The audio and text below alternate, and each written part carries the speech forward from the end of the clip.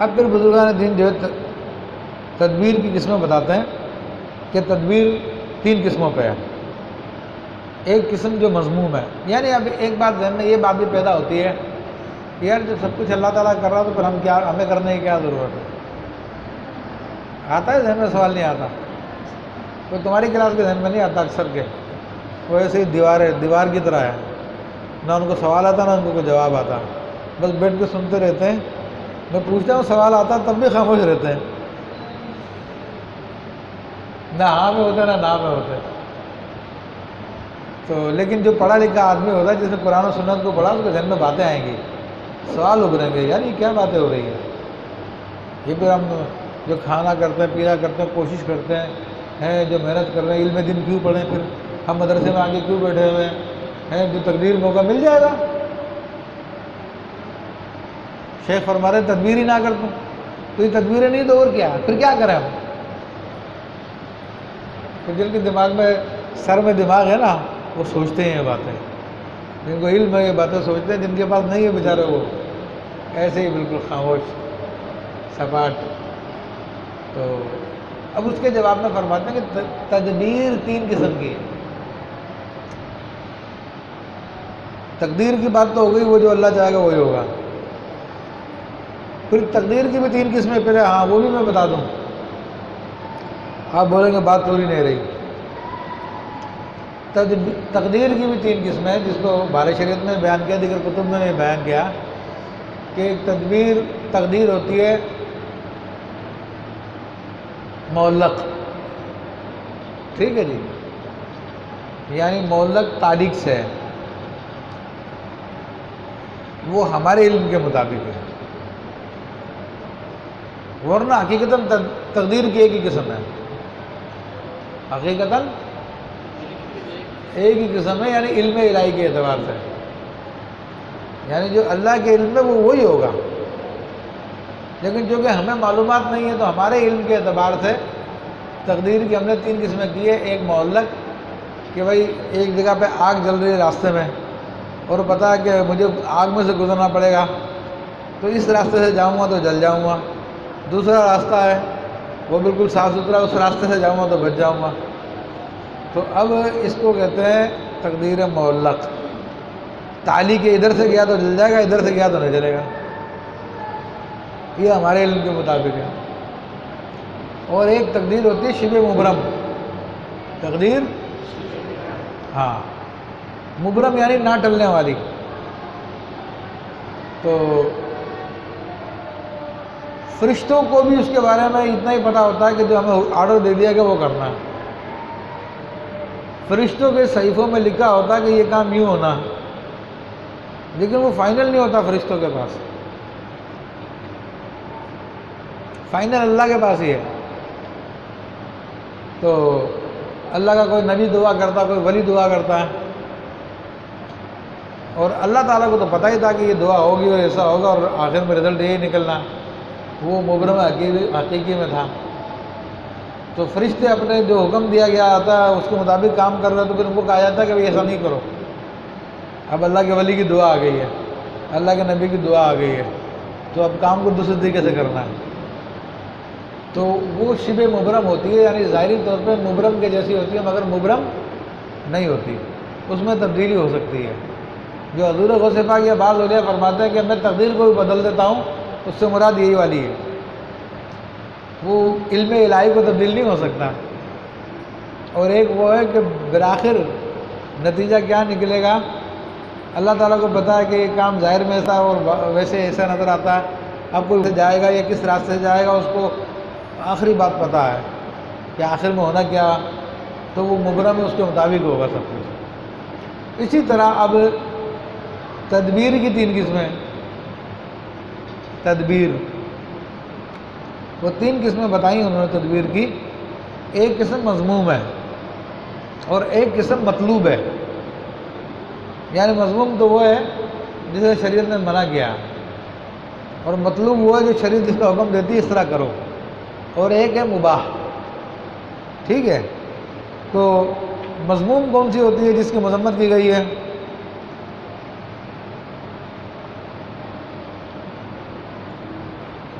یہ مضمون وہ ہوتی ہے کہ اس کے اندر انسان نے جزم کر لیا ہو، عزم مصمم کر لیا ہو، خواہ دینی معاملہ دنیاوی معاملہ ہو، کیونکہ اس کے اندر جو ہے انسان میں قلت ادب پائی جاتی ہے،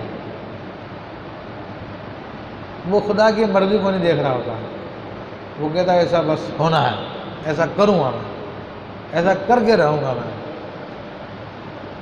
چاہے اچھا کام ہو چاہے برا کام ہو۔ تو جب وہ کہہ رہا کہ ایسا کر کے رہوں گا، ایسا ہو کے رہے گا،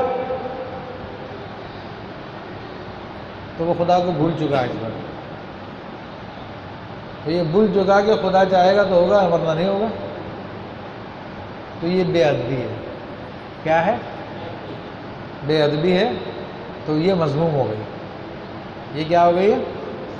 مذموم ہو گئی ہے۔ تو یہ ناپسندیدہ ہوئی ہے، اپنے آپ کو تھکانا کسی کام کے اندر۔ اور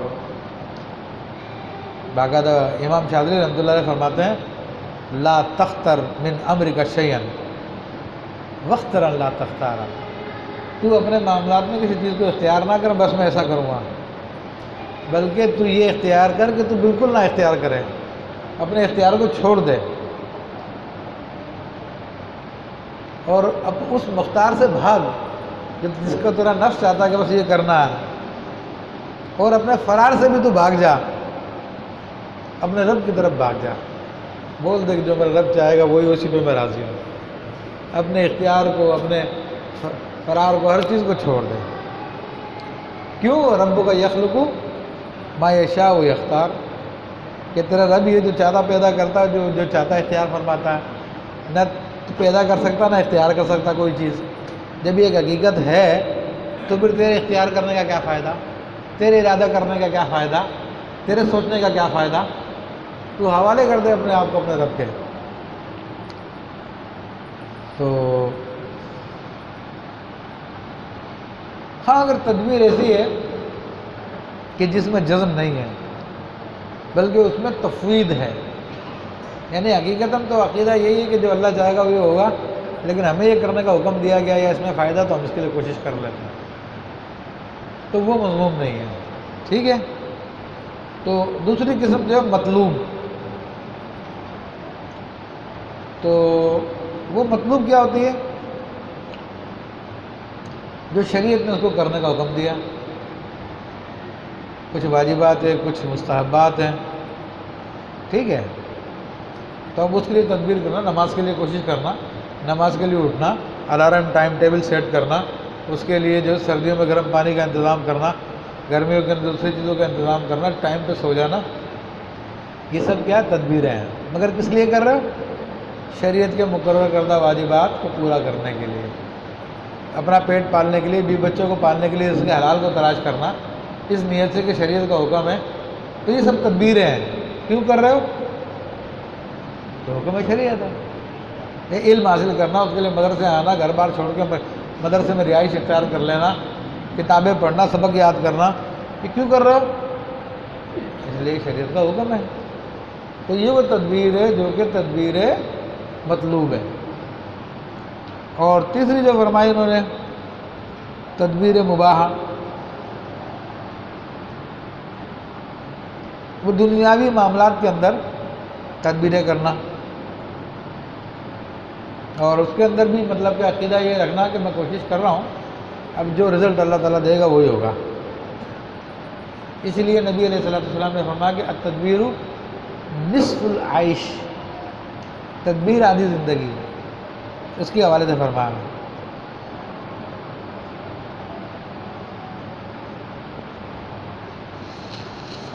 اللہ اکبر۔ اب جو ہے، اب بڑی بڑی مثالیں ہمارے سامنے ہیں۔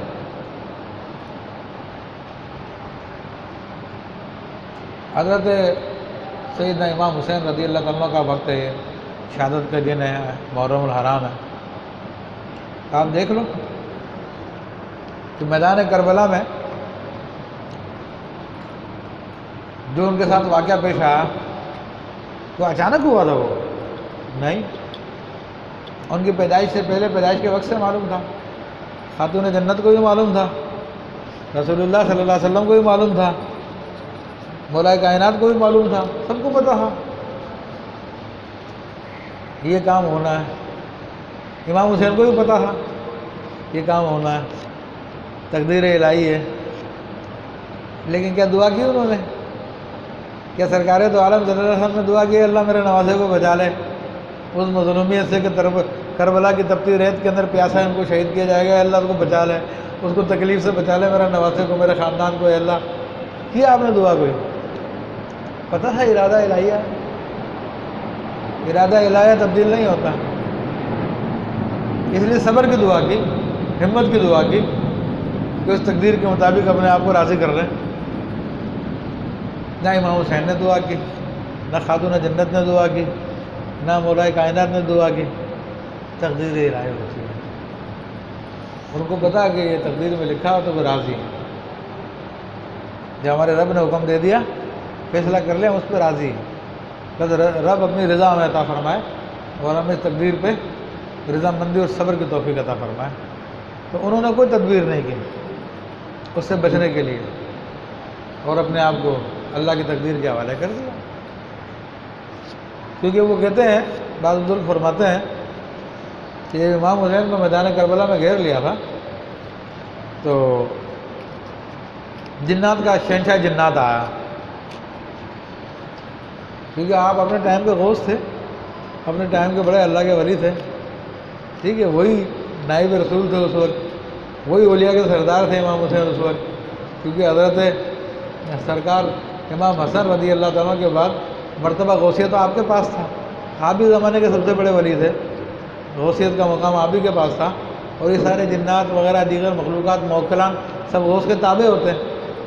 تو آئے تھے جنات، شہنشاہ جنات آیا تھا کہ حضرت آپ فکر نہ کریں، آپ ہمیں حکم دے دیں، ابھی سارے یزیدوں کو سے کاٹ کے رکھ دیں گے ہم۔ آپ نے فرمایا تم جاؤ، ہمارے انسانوں کا مسئلہ ہے یہ، آپ نے ان کو بھیج دیا، ان کو تقدیر الہی ہے،